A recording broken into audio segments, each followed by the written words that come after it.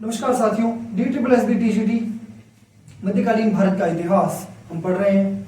पिछली क्लास में अकबर का टॉपिक हमने खत्म कर दिया था और मध्यकालीन भारतीय इतिहास का सबसे इंपॉर्टेंट टॉपिक था अकबर। रिवीजन उसका आप बार बार करते रहिए। जो पिछली क्लास में स्पेसिफिकली हमने जो पढ़ा था वो ये सब था कि अकबर के टाइम पे एक तो मनसबदारी प्रथा के बारे में हमने बात की थी। उसके जात सवार, जात जो था वो वेतन बताता था, सवार उसको दिए गए घुड़सवारों की संख्या। इसके अलावा मनसबदारी प्रथा बेसिकली एक आपका पद बताती थी। उस एडमिनिस्ट्रेशन में मुगल जो प्रबंधन था उस प्रबंधन के अंदर आपका पद क्या है ये हमें यहाँ से मनसबदारी से पता चलता। अब इसके अलावा अकबर के दरबार में नवरत्न थे।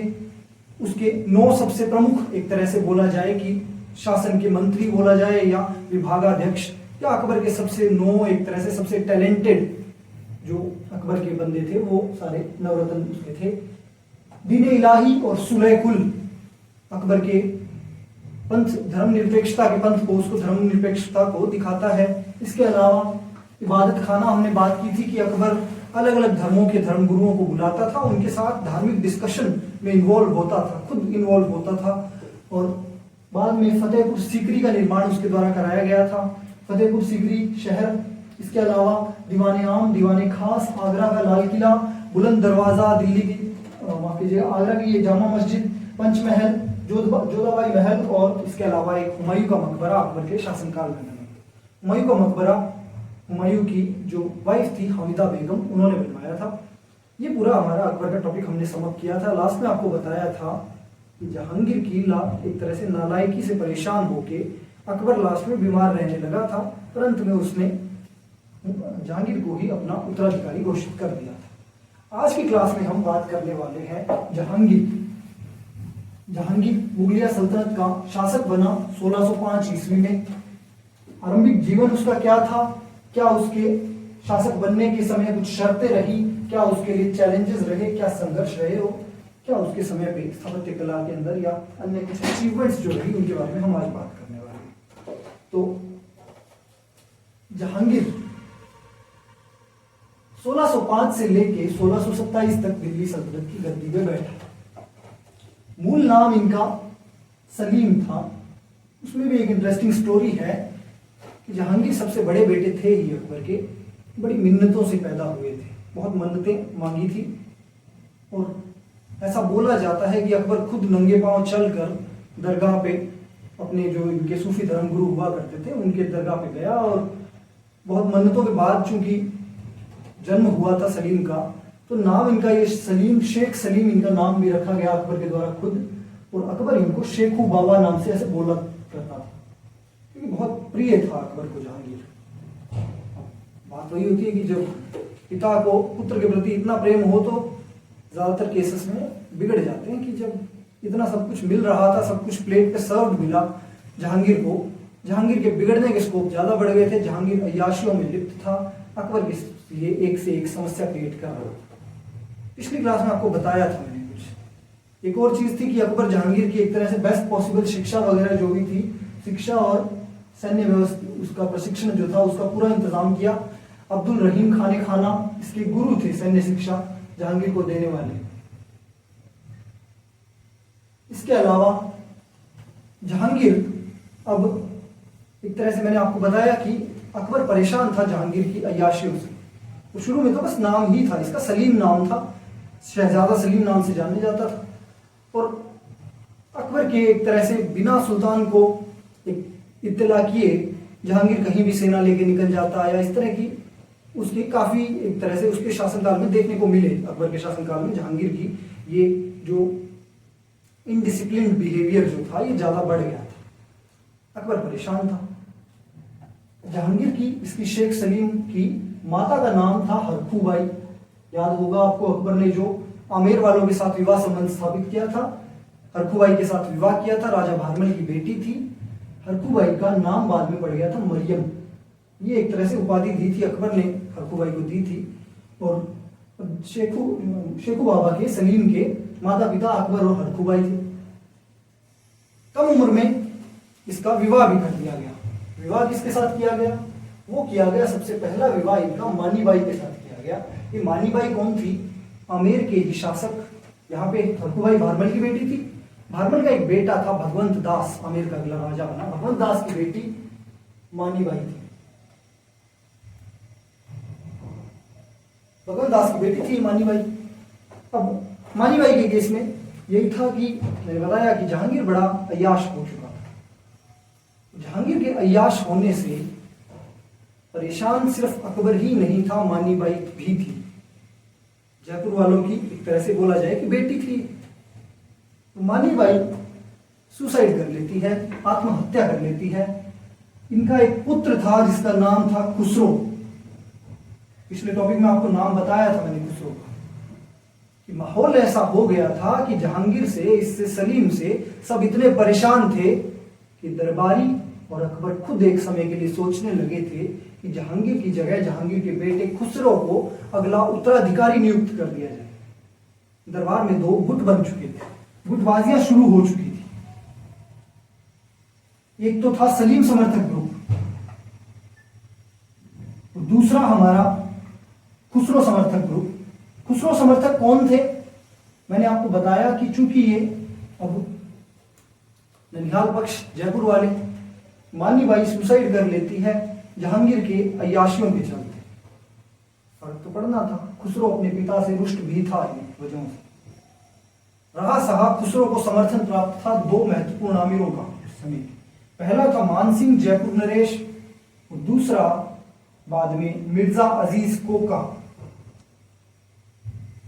जो अकबर का एक तरह से कजिन लगता था, लेकिन यहां पे खुसरो के ससुर भी थे।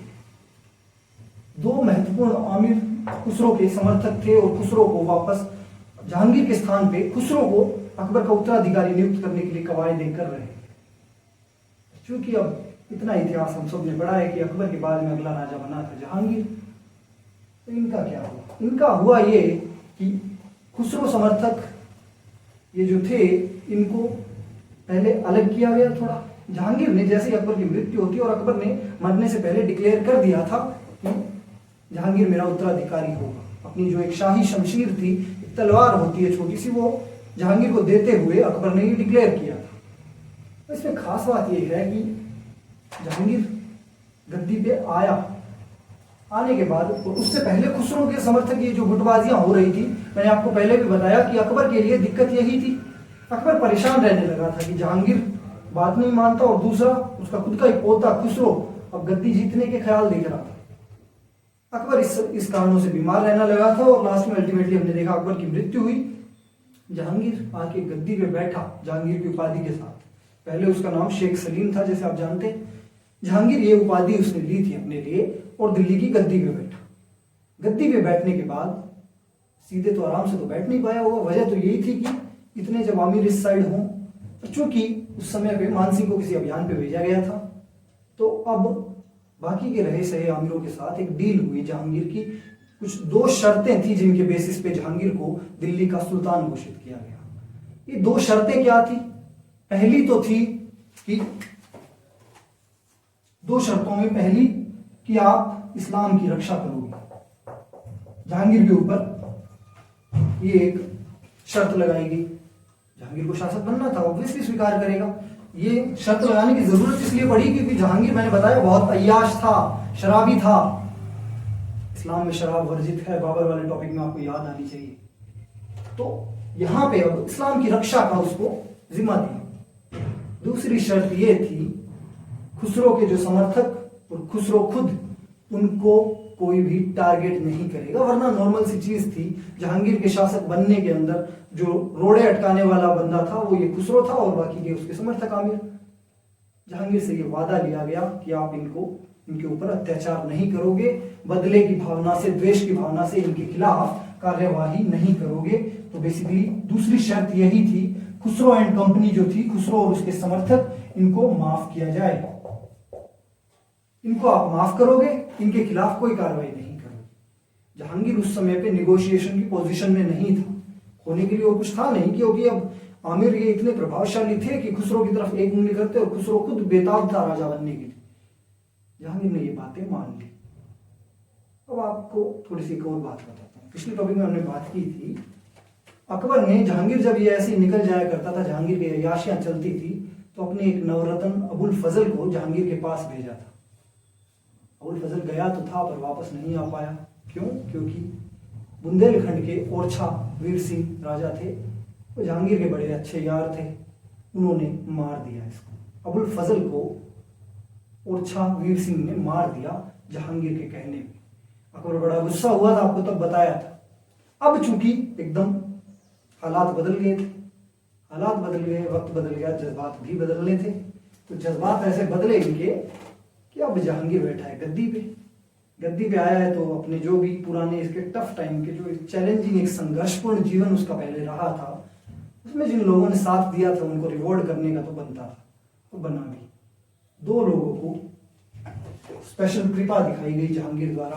पहला था वीर सिंह बुंदेला ओरछा वाला, इसको एक तरह से स्वतंत्र शासन और दे दिया गया। वीर सिंह बुंदेला पहले छोटा सा एक सूबेदार था, बाद में इसकी रियासतें और बड़ी कर दी गई। ओरछा राजा वीर सिंह बुंदेला। दूसरा बंदा जो था ग्यास बेग। ग्यास बेग कौन था, ये थोड़ी सी मिस्ट्री एक बार के लिए रखूंगा, बताऊंगा आगे। जहांगीर राजा बन गया, दो शर्तें मान ली, इस्लाम की रक्षा करेगा, दूसरी इस्लाम की रक्षा के अलावा वो जो खुसरो समर्थक आमिर हैं उनके खिलाफ कोई साजिश नहीं करेगा। अब हुआ ये कि पहले खुसरो की बात करते हैं, खुसरो का क्या मान सिंह को। लेकिन अब चीज वही है ना कि जब इतना तंग किया था जहांगीर को, तो जहांगीर उस चीज को इतना आसानी से भूलने वाला नहीं था। जहांगीर भूलने वाला नहीं था, तो एक षड्यंत्र के तहत मान सिंह को बंगाल के लिए भेज दिया अभियान के लिए।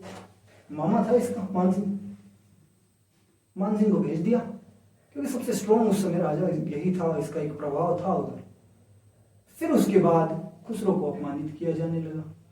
खुसरो को पकड़ के आगरा की जेल में डाल दिया। वहां पे अब खुसरो क्या करता है कि खुसरो के साथ एक तरह की नाइंसाफी सी हुई। अब इस बार शांत बैठा था, लेकिन बदले की भावना से उसके खिलाफ एक हरकत की गई अब जहांगीर द्वारा। जबकि जहांगीर जो था ये वादा कर चुका था यहाँ पे कि वो खुसरो और उसके समर्थकों को कोई नुकसान नहीं पहुंचाएगा। तो ऐसे केस में खुसरो कुछ और बचा नहीं था, तो खुसरो ने अपने जो सैनिक साथ में थे, अब एक तरह की नजरबंदी थी, ये कैद तो किया था, साथ में कुछ सैनिक भी थे आगरा के किले में। वहां पे उनको बोला कि मैं तो दादाजी की कब्र देख के आना चाहता हूँ। अकबर की कब्र आपको बताया था सिकंदरा में स्थित है। लास्ट टॉपिक अकबर हमने जब पढ़ा था तो अकबर की कब्र बनवाई गई थी सिकंदरा में। मैं सिकंदरा में कब्र देख के आना चाहता हूँ अपने दद्दा जान की। सैनिक अब इस चीज में अब शहजादा था, चूंकि खुर्रम ये अपना खुसरो खुद मना नहीं करते। खुसरो वहां से निकला और भाग निकला। अब बाजी पलट सकती थी, क्योंकि ये बात फैलने वाली थी कि जहांगीर अपने वादे से मुकर गया। जहांगीर ने तुरंत एक्शन लेते हुए अपनी सेना का एक बड़ा दल उसके खिलाफ रवाना किया। खुसरो यहां से भागा। गुरु अर्जन सिंह, सिखों के 5वें धर्मगुरु, गुरु नानक सिंह उनके पहले गुरु थे, 5वें अर्जन सिंह थे। अर्जन सिंह से आशीर्वाद लिया। अर्जन सिंह ने उसकी जीत की कामना की, कुछ थोड़ी बहुत हेल्प भी की होगी उनको। अल्टीमेटली खुसरो को पकड़ा गया, खुसरो को पनिश कर दिया गया। जहांगीर अब टॉलरेट करने वाला नहीं था। जहांगीर ने खुसरो के खिलाफ एक युद्ध भी हुआ था, एक छोटा सा। खुसरो ने एक तरह से यहां से जब निकला, तब निकलने के बाद उसने थोड़ी सेनाओं का भी जुगाड़ कर लिया था और एक छोटा सा युद्ध हुआ था, ज्यादा उसके बारे में बात नहीं करते। भटवाड़ा का युद्ध एक हुआ था, लेकिन चूंकि खुसरो हार गया था, उसके बाद मार दिया गया। तो मैंने जो बात बोली कि पनिश कर दिया गया, तो जहांगीर ने पनिश तो कर दिया। तो भटवाड़ा का युद्ध वैसे तो बड़ा ही ट्रिवियल सा इंफॉर्मेशन हो जाता है, बट अगर आप याद रख पाओ तो बहुत अच्छी बात है। भटवाड़ा का एक युद्ध हुआ था जिसमें खुसरो हार गया और उसके बाद खुसरो की लीला समाप्त। जहांगीर अपने दुश्मनों को नहीं भूलता था। यहाँ पे जहांगीर फिर गुरु अर्जन सिंह को टारगेट करता है। गुरु अर्जन सिंह को मार दिया गया। यहाँ से बीज बो दिए गए सिखों और मुगलों के आपस की एक तरह से द्वेष का, उनकी आपसी लड़ाई। जहांगीर ने एक सिख गुरु का कत्ल करवा दिया। ये बड़ी बात थी। ये आप हिस्ट्री में देखोगे, आप जाओगे आगे की, सिखों के साथ मुगलों का संघर्ष जारी रहेगा। यहां से शुरुआत हुई थी जहांगीर के समय से। ये चलो हम बात कर चुके हैं। दूसरी शर्त, इस्लाम की रक्षा करेगा और उसके अकॉर्डिंग पॉलिसीज बनाएगा। तो अभी हम पॉलिसीज की भी बात करने वाले हैं। जहांगीर के समय की कुछ मेजर पॉलिसीज की बात करें अगर, तो जहांगीर प्रजा के लिए कुछ चेंजेस लेके आया, उनकी बात करेंगे हम। इसके अलावा अधिकारियों के लिए कुछ लाया, कुछ उसने जो कर संबंधित चेंजेस किए उनकी हम बात करने वाले हैं।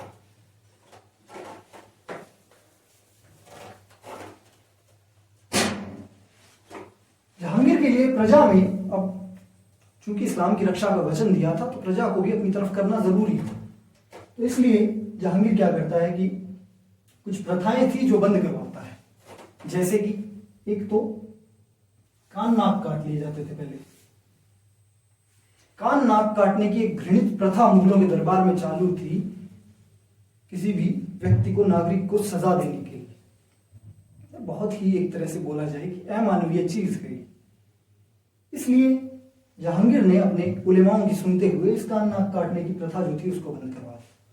इसके अलावा कुछ औषधालय बनाए गए, कुछ सराय बनवाए गए।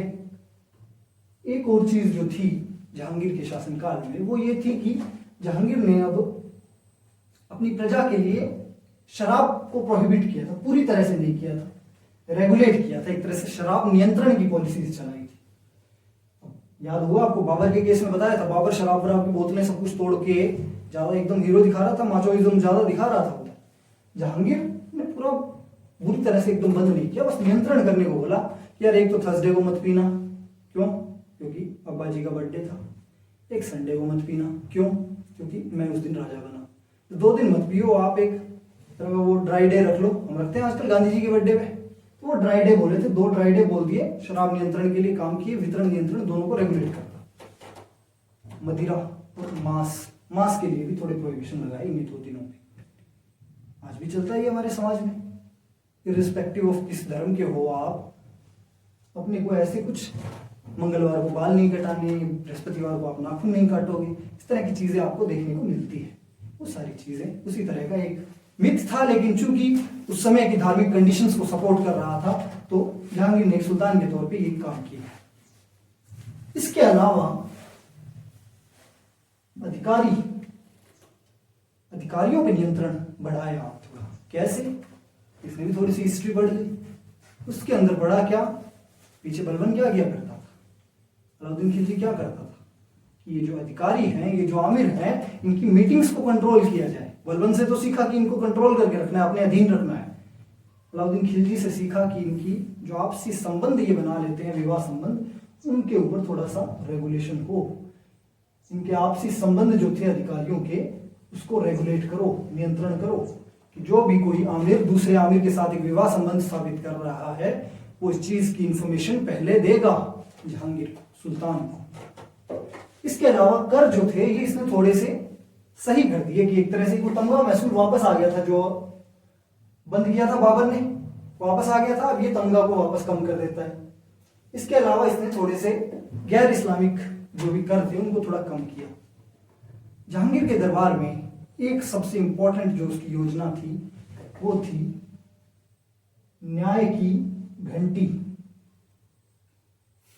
Justice bell, bell of justice. ये क्या थी कि एक आगरा के किले से लेके यमुना तक एक जंजीर के द्वारा एक सोने का घंटा बांध दिया गया था दरबार के अंदर। दरबार में लगा ये घंटा नागरिकों में से कोई भी, जिसको भी कोई फरियाद राजा के समक्ष रखनी है, वो बजा देता।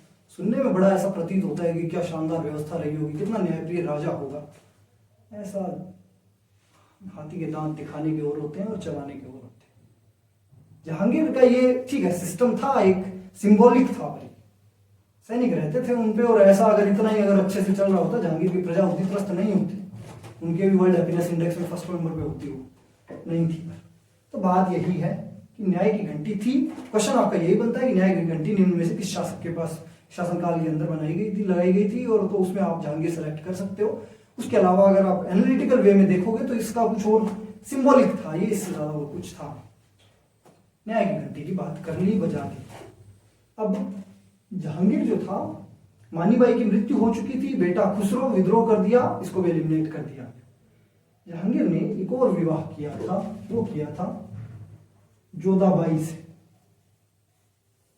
अकबर के शासनकाल में ही हुआ था ये विवाह। जोधाबाई कौन थी? ये मोटा राजा उदय सिंह, मेवाड़ के राजा हुए, उनकी बेटी थी। मोटा राजा उदय सिंह की बेटी, मारवाड़ के राजा थे ये, मेवाड़ के नहीं थे। तो मारवाड़ की राजकुमारी जोधाबाई से इनका विवाह हुआ। पुत्र इनका था खुर्रम। खुर्रम कौन था आप जल्दी जानोगे पहले। अब ये हम जहांगीर का एक मेजर पार्ट जो था जहांगीर का वो कर चुके। इसके अलावा जहांगीर को एक चित्रकला का बड़ा शौक था। खुद जहांगीर बहुत ही शानदार नेचुरलिस्ट बोला जाता है कि नेचुरल पेंटिंग कर सकता था। तो वो बड़ा तरह से शानदार पेंटर था। प्लस उसके दरबार के अंदर उस समय के दुनिया के सबसे महानतम पेंटर्स उसके दरबार में थे। पेंटर का नाम था उस्ताद मंसूर अली खान। उस समय के बड़े फेमस पेंटर थे, जहांगीर के मुख्य एक तरह से पेंटर्स में से एक थे। इनके अलावा भी कई और थे। जहांगीर का दरबार फेमस था ऐसे लोगों के लिए, क्योंकि जहांगीर का चित्रकला के प्रति रुझान जो था बहुत ज्यादा। अब आप सोचोगे कि जो आदमी, अब चूंकि अब एक चीज होती है कि ये कलाकार आदमी जो होते हैं ना, उतना उस समय के लिए राज वहां पे नहीं कर सकता। अगर कलाकारी में ही इतना इन्वॉल्व था जहांगीर, तो शासनकाल कौन संभाल रहा था? शासन की एक तरह से जिम्मेदारी किसके पास थी? उसका आंसर देने के लिए आपको एक नाम बता रहा हूं। पहले तो ग्यास बेग, जस्ट आपको अभी थोड़ी देर पहले बोर्ड पे लिखा भी था हमने कि दो लोगों की उन्नति हुई थी जहांगीर के राजा बनने के बाद। पहला वीर सिंह बुंदेला, दूसरा ग्यास बेग। ग्यास बेग कौन था? ग्यास बेग एक सामान्य सा सेना नायक था अकबर की टुकड़ियों में। बहुत ही सामान्य सा, गरीब परिवार से आता था, लड़ता अच्छा था। अकबर के टाइम पे थोड़ा प्रमोशन भी हो गया था, तो एक अलग टुकड़ी का उसको नायक बना दिया। फिर इनकी एक बेटी थी जिसका नाम था मेहरुनिसा। मेहरुनिसा ग्यास बेग की बेटी थी। जहांगीर अकबर का बेटा था। इन दोनों के बीच में एक अफेयर चल रहा था। जहांगीर मेहरुनिसा से विवाह करने के बहुत एक तरह से लालायित था, उस चीज के लिए बहुत पुश कर रहा था। अब अकबर कितना ही उदार रहा हो, लेकिन एक बात आप नोट करोगे, उस अकबर के द्वारा स्थापित किए हुए सारे विवाह संबंध उसकी राजनीति को ध्यान में रखते हुए किए गए थे। अकबर अपने बेटे जहांगीर का विवाह एक सामान्य से सैनिक की बेटी के साथ करने के लिए राजी नहीं हुआ। वजह भी थी क्योंकि अकबर राजपूत नरेशों की बेटियों का हाथ अकबर इसके लिए लेके आ रहा था जहांगीर के लिए। मानीबाई सुसाइड कर ही चुकी थी, आमेर वालों की राजकुमारी। अब जोधपुर वालों की मोटा राजा उदय सिंह की राजकुमारी जो थी, उसकी बेटी जोधाबाई से भी जहांगीर का निकाह हो चुका था। अब वो भी स्वीकार कैसे कर लेंगे कि ये जो जहांगीर मुगल बादशाह की पत्नी का पद एक सामान्य से सैनिक की बेटी को दिया जा रहा है? तो इसको चलते ये अकबर की थिंकिंग आपको बता रहा हूं मैं। अकबर ये सब इसी अपनी मेंटेलिटी के साथ इस संबंध को मंजूर नहीं करता।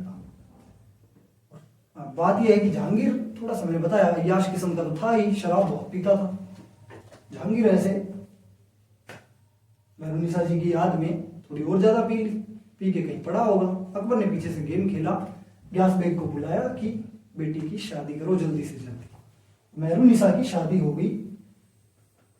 शेर अफगान नाम का एक और अफगान एक तरह का सोल्जर था, लड़ना अच्छा जानता था, उसके साथ हो गई। फिर ये चले गए। जहांगीर, अब मैंने बताया, पी के सोया था, अकबर के समय की बात थी। फिर मेहरुनिसा का चैप्टर जहांगीर के लाइफ में एंड हो गया। थोड़े टाइम और शराब पी उसी के बहाने से, तो बाद में भूल गया। अब जब जहांगीर, मैंने बताया, जब मुगलिया सल्तनत का सुल्तान बन गया, पहले तो वीर सिंह बुंदेला की एक तरह से तरक्की करा दी, अब ग्यास बेग की भी तरक्की करवा दी। साथ में चूंकि मेहरुनिसा जी तो मैरिड थी, तो यहां पे भी एक गेम खेलेगा जहांगीर शेर अफगान को एक अभियान पे भेजता है और वहां षड्यंत्र द्वारा मरवा देता है। मेहरुनिसा को मुगल हरम में लाया जाता है। हरम में लाके इनको एक परिचारिका के तौर पे वो लेके आता है। और किसकी परिचारिका? हामिदा बेगम की। आपको याद होगा जहांगीर की दादी थी ये, अकबर की माता जी हामिदा बेगम, हुमायूं की फर्स्ट वाइफ, जो उसको वहां पे मिली थी। आपको याद आना चाहिए। अपने भाइयों के खिलाफ हिंदाल के धर्मगुरु की बेटी थी, शिया थी ये हामिदा बेगम। वहां से भगाया था। वहां से फिर बाद में अकबर का जन्म, हामिदा बेगम बूढ़ी हो चुकी थी। जहांगीर ने अकबर के समय पे जब वीर सिंह बुंदेला को के द्वारा अबुल फजल का कत्ल करवा दिया था, तो ये दादी माँ हमीदा बेगम ही थी जिसने बचाया था जहांगीर को अकबर के गुस्से से। अब हमीदा बेगम बूढ़ी हो गई थी बहुत, ऑब्वियस सी बात है, तो उनको एक नर्स की जरूरत थी। जहांगीर बोला मैं हूं ना। जहांगीर लेके आया मेहरुन्निसा। दादी को आके बोला कि बेचारी विधवा है, आपके पास रहेगी, आपकी सेवा करेगी, हरम में रख लेते हैं। जनता को भी यही पाठ पढ़ाया गया। जहांगीर के मंसूबे अलग थे, 4 साल और रुके। मेहरुन्निसा 4 साल बाद जहांगीर से शादी कर लेती है और एक नूरजहां ये उपाधि ले लेती है। नूरजहां नाम जरूर सुना है, मध्यकालीन भारतीय इतिहास में आपको बताया था मैंने, रजिया सुल्ताना भारत की पहली महिला शासिका बनी, लेकिन चल नहीं पाया उसका सिस्टम ज्यादा, क्योंकि समाज उस चीज के लिए तैयार नहीं था। समाज आज भी तैयार नहीं था, लेकिन समाज झुकता है, झुकाने वाला चाहिए। नूरजहां मैडम सब कुछ कंट्रोल करती थी, बहुत ज्यादा कंट्रोलिंग थी, ना सिर्फ प्रशासन बल्कि जहांगीर को भी। तो जहांगीर के बारे में एक और बात बोली जाती है, जोरू का गुलाम, ये शब्द जहांगीर के लिए यूज किया जाता है इतिहासकारों द्वारा। तो नूरजहां अब शासन के अंदर एक तरह से अपनी पूरी पैठ जमा चुकी थी बाद में। यही वजह थी जो मैंने आपको बताया कि जब कोई शासक इतना चित्रकला में इन्वॉल्व हो गया, अब नशा होती है कला की, जो लोग अच्छे होते हैं कला में, कोई भी तरह की कला हो, कोई सिंगर हो, कोई आप देखोगे इसीलिए कि थोड़ा सा एक तरह से वो दुनिया की एक तरह से जो परेशानियां हैं या उन सबसे थोड़ा सा अलग आपको मिलेगा, उनके चिंतन का स्टाइल भी अलग मिलेगा, वो अपने आर्ट में खोए हुए होते हैं। जहांगीर भी वैसा ही हो गया था और उसकी जगह पे प्रशासन संभाल रही थी नूरजहां। एक नूरजहां गुट आया, गुट बन गए थे। अब स्वाभाविक सी बात है कि आमिरों को नहीं पसंद होगा ये कि एक महिला उनको ऑर्डर्स दे रही है, लेकिन चूंकि ये महिला जहांगीर की वाइफ थी और उसकी चूजन वाइफ, उसकी फर्स्ट वाइफ, एक तरह का उसका मतलब फर्स्ट वाइफ नहीं, उसको दर्जा सबसे इंपॉर्टेंट वाइफ का दे रखा, सबसे इंपॉर्टेंट रानी बन चुकी थी। तो ऐसे केस में अब नूरजहां जो था उसकी कद बढ़ गया, बहुत कद बढ़ गया। तो नूरजहां ने अब चेंजेस भी लाने के शुरू किए सिस्टम में, गुटबाजियां होने लगी, तो एक नूरजहां गुट बन गया था। इस गुट का पार्ट थे 4 लोग। एक तो नूरजहां खुद थी ही, इसके अलावा 4 लोग कौन थे? एक नूरजहां की मां, नूरजहां का पिता, इसका भाई, चौथा जो इंसान था ये था खुर्रम। हुआ ये कि माता असमत बेग ये नूरजहां को कंट्रोल करने का काम करती थी, क्योंकि नूरजहां खुद बहुत महत्वाकांक्षी थी। वो अपनी महत्वाकांक्षा के चलते कहीं सब कुछ खो ना दे। समाज चूंकि अभी भी नहीं तैयार था, सब इसको गिराने का एक बहाना ढूंढ रहे थे। तो ऐसे केस में जरूरी था एक आपके लाइफ में कंट्रोलिंग फिगर हो। असमत बेग जो मां थी नूरजहां की, वो ये रोल निभा रही। इसका पिता ग्यास बेग, जैसे ही पावर आई नूरजहां के पास, जहांगीर के पास, पिता को एक उपाधि दी गई, इत्मद-उद-दौला। ये इत्मद-उद-दौला का एक मकबरा बनवाया गया। वो आपको याद रखना है, जहांगीर के समय पे ज्यादातर काम पेंटिंग्स पे हुआ, स्थापत्य में अगर कुछ हुआ तो वो एक इत्मद-उद-दौला का मकबरा था। नूरजहां ने अपने पिता के लिए बनवाया था, ग्यास बेग के लिए, उसकी मृत्यु के बाद। पिता ग्यास बेग थे, माता असमत बेग, एक भाई था इनका आसफ खां। ये एक तरह का इधर का वित्त मंत्री था, पैसे का सारा कामकाज देखता था वो, इससे बेहतर कोई नहीं था उसमें, फाइनेंसेस भी कंट्रोल कर रहे थे। लास्ट खुर्रम, शहजादा खुर्रम, जोधाबाई का और जहांगीर का पुत्र खुर्रम अब अगला एक तरह से राजा बन सकता था, और था भी उसी एक तरह से बोला जाए कि स्ट्रक्चर इसका इसी अंदाज का था। निपुण था लड़ने में, निपुण था राज्य प्रशासन में, सब चीजों में। तो खुर्रम इस दल का पार्ट था। शुरू में इस दल में इनसिक्योरिटी नहीं थी इनको एक दूसरे से। इनसिक्योरिटी का मतलब आप समझते होंगे कि जलन नहीं थी आपस में, क्योंकि अब आप देख सकते हो कि नूरजहां के लिए तो खुर्रम अगला राजा हो गया ना। नूरजहां की खुद की एक बेटी थी, बेटा नहीं था, तो इस वजह से नूरजहां थोड़ी सी प्रॉब्लम में थी, लेकिन पहले इस चीज पे गौर नहीं करते। और ये चारों ने मिलके नूरजहां के साथ एक ऐसा गुट बनाया कि ये अब जहांगीर तो खुद तो आराम से अपना चित्रकारी करता, उसका एक सेना नायक था महाबत खां, वो इस विरोधी गुट का नेतृत्व कर रहा था। मुगल सेना का सेना नायक, प्रमुख सेना नायक महाबत खां वर्सेस नूरजहां गुट, ये गुटबाजी चल रही थी दरबार में। फिर अल्टीमेटली यहीं पे फूट पड़ी। आसफ खां को और पावर चाहिए थी, इसने क्या किया, अपनी बेटी का निकाह खुर्रम के साथ करा दिया। इनकी बेटी का नाम आपको बता रहा हूं, अगले लेक्चर में याद जरूर रखना। बेटी का नाम था खुदाबंदजादा। खुदाबंदजादा का निकाह खुर्रम के साथ करवा दिया गया। तो फिर ये फूट पड़ गई तो बाद में अब वही था कि फूट डाल दी है तो आपस में अब ये झगड़ा इनका चलता रहा। कोई किसी के खिलाफ षड्यंत्र कर रहा है और सारे षड्यंत्रों के चलते अंत में हुआ ये कि आपस में कभी खुर्रम ने विद्रोह कर दिया, फिर इसके खिलाफ सेना भेजी जा रही है। और जब खुर्रम का विद्रोह हो गया तो जहांगीर के पिता के साथ जो चीज हुई थी वही अब जहांगीर के साथ होने लगी। जहांगीर का खुद का स्वास्थ्य गिरने लगा और शराब क्या कम पी थी उसने, तो जहांगीर का स्वास्थ्य गिरने लगा। लास्ट में अल्टीमेटली होता यही है कि खुर्रम जो है वो सबसे इस गुट के अंदर सबसे पावरफुल बन के निकलता है।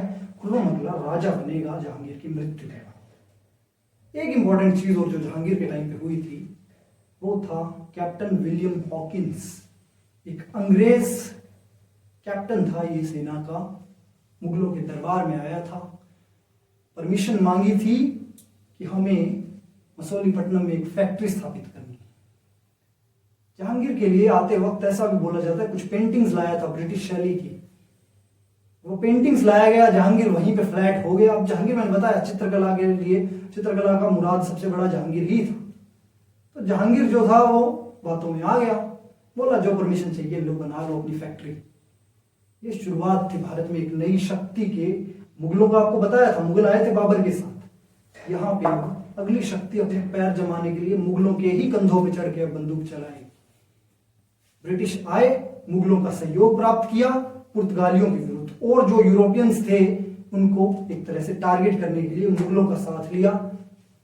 ब्रिटिशर्स की एक पावर बढ़ गई। ये जहांगीर के दरबार में हुआ। नोटेबल चीजें क्या थी, जहांगीर द्वारा एक तो सिखों के साथ दुश्मनी की शुरुआत, दूसरा ब्रिटिशर्स के साथ मुगलों का एक जुड़ाव हो गया, परमिशन दे दी गई। इसके अतिरिक्त और जो भी मेजर इंपॉर्टेंट टॉपिक्स हमने देखे, नूरजहां गुट के बारे में देखा, कौन कौन इसके मेंबर्स थे, क्या इनकी स्टोरी थी। ग्यास बेग का देखा हमने, कुछ पॉलिसी चेंजेस जो लाए गए। इसके अलावा एक न्याय की घंटी आपको आज की क्लास में मैंने बताई जो जहांगीर के शासनकाल में शुरुआत हुई। इसके अतिरिक्त हमने उसके पहले जहांगीर के प्रारंभिक जीवन के बारे में थोड़ा बहुत देखा। उसके गुरु अब्दुल रहीम खाना थे और जहांगीर लड़ने वड़ने में ठीक था, लेकिन अय्याशियों में इन्वॉल्व था, अकबर परेशान हो गया था। ये आज का हमारा टॉपिक था जहांगीर का।